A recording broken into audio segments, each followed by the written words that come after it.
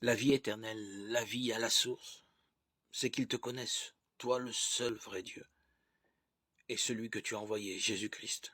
Jean 17, 3.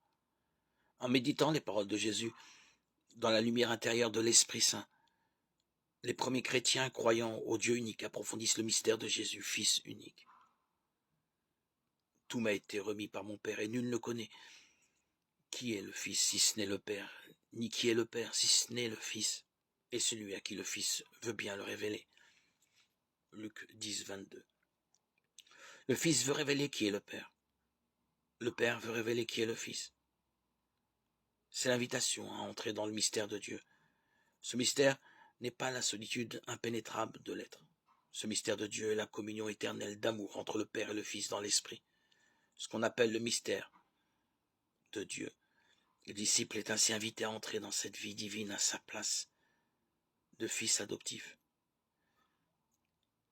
La spiritualité et la croyance chrétienne sont par là très originales.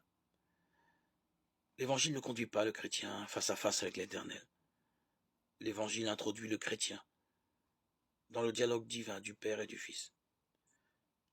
L'évangile initie le chrétien à l'amour en le conduisant par la patiente influence de l'Esprit près du Père et du Fils, là où l'amour est depuis toujours, avant que le monde fût.